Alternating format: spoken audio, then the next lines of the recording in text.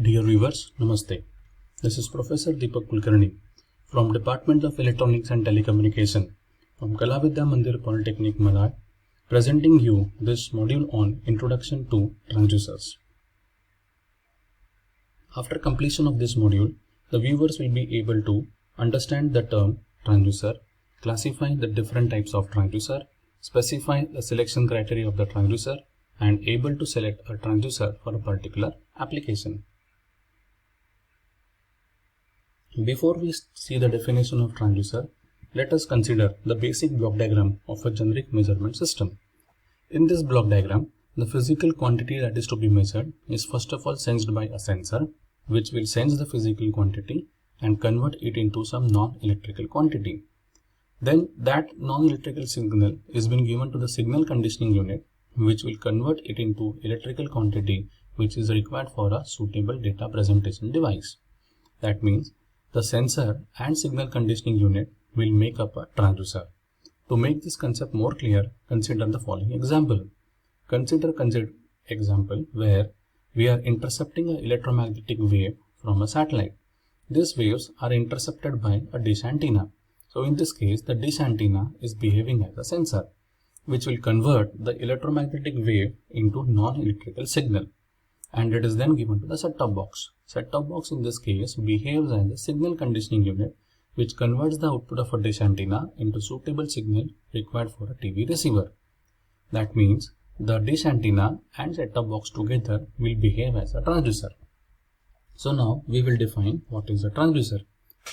Transducer is defined as a device that receives energy from one system and transfer it into another system in different form. Or we can define transducer as a device which converts one form of energy into another form of energy, and that energy may be either electrical or mechanical. Let us now talk about the classification of transducer.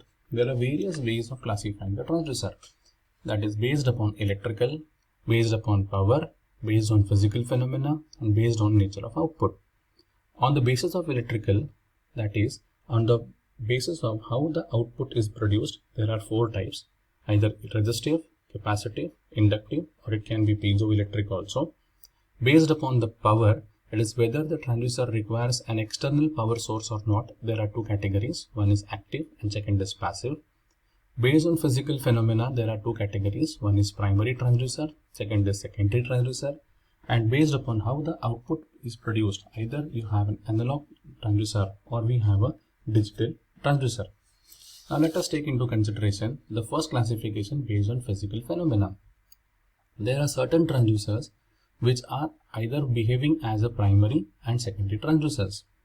That is, some transducers will convert the input into mechanical output, which are called as a primary transducers, and then there are secondary transducers which will convert the mechanical output of a primary transducer into electrical output. Examples like Bourdon tube, diaphragm are coming under primary transducers, and LVDT and RVDT are coming under the examples of secondary transducers. To make the concept of primary and secondary transducer more clear, let us take an example of a mic. Inside this mic, we have got a diaphragm. Now, as the sound waves are produced whenever a user speaks, because of the sound waves, the diaphragm gets displaced. That means there is some mechanical movement. So diaphragm behaves as a primary transducer. As the diaphragm displaced, it is been converted into a current which is proportional to the displacement of a diaphragm, that produces electrical output at the microphone output. Hence, microphone is a combination of primary transducer as well as the secondary transducer. Let us now talk about the classification in which output can be in form of electrical quantity. It may be either resistive, as in the case of a strain gauge, or potentiometer, where the resistance changes as per the input which is sensed. In case of capacitive transducer, as the input is sensed, there is a change in the capacitance. In inductive transducer, the inductance will change as the input is sensed. And in case of a light dependent resistance or a light dependent transducers, as the input changes, there is a change in the intensity of the light. Now, based on the nature of output, there are two types. One is analog, second is digital. Analog transducers changes the input into continuous function, that is the output is analog in nature. which can be in form of an electrical output. For example, in case of an LVDT or in case of a thermocouple. Next is a digital transducer, which converts an input quantity into digital signal that is in the stream of zeros and ones, that is in discrete values or in the form of pulses. The digital signal works on high or low power. Example of a digital transducer is a rotary encoder. The last classification is based upon whether the external power is required or not. There are two types. One is active transducer and second is a passive transducer. In active transducers, no external power is required for their operation. Hence, these are called as the self-generating transducers.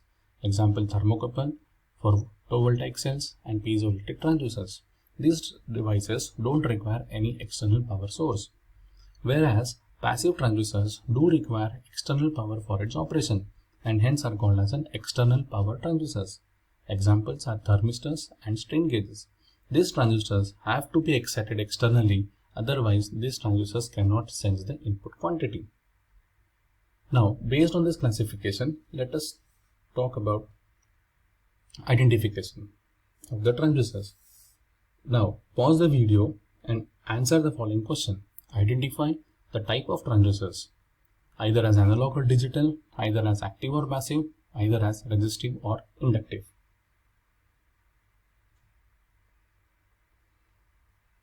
If you have done, then play the video. Let's check it now. The first device given was a voltmeter, which comes under the category of an analog transducer because the input which has been applied is measured and then shown as a deflecting of the pointer.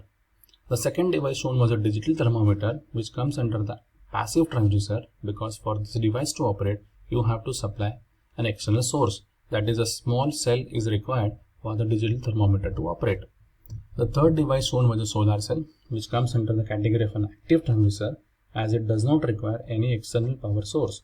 It purely converts the incident solar energy into electrical output. The fourth device shown was a rheostat.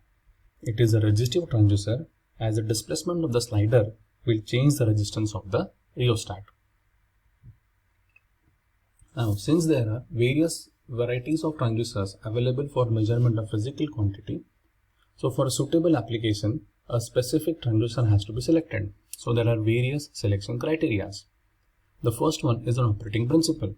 The operating principle may be a resistive, inductive, capacitive or piezoelectric.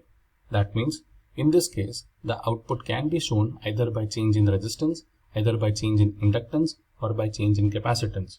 Some transducers also operate on a piezoelectric effect. The second category is a sensitivity.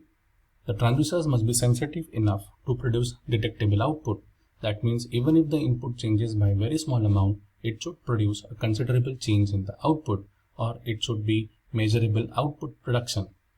Third is an insensitivity to the unwanted signal. The transducer must be minimum sensitive to unwanted signal so that the effects of noise will be ignored or noise will be completely neglected. Otherwise, the output distortions will occur and corrupt the output. Fourth one is environmental compatibility. Selected transducer should or must work under specified environmental condition while maintaining the input-output relationship. Under no circumstances, the relationship between the input and output should change. Fifth one, the most important one, is an operating range. The selected transducer should have wide operating range, or the transducer should perform accurately for the given operating range. So while selecting the transducer, we have to also see what is the operating range required for the given application. Next is ruggedness. The transducers must be enough rugged while considering its size. That means it should be mechanically stable and should not be damaged under any conditions. Last one is the stability. The transducer should show a high degree of stability over a long period of time. That is, the aging effect should be less. That means the transducer should be used for long duration. Thus, in this module, we understood the different types of transducers, their definitions, and how to select a particular transducer for the given application. Thanks for watching. Have a happy learning.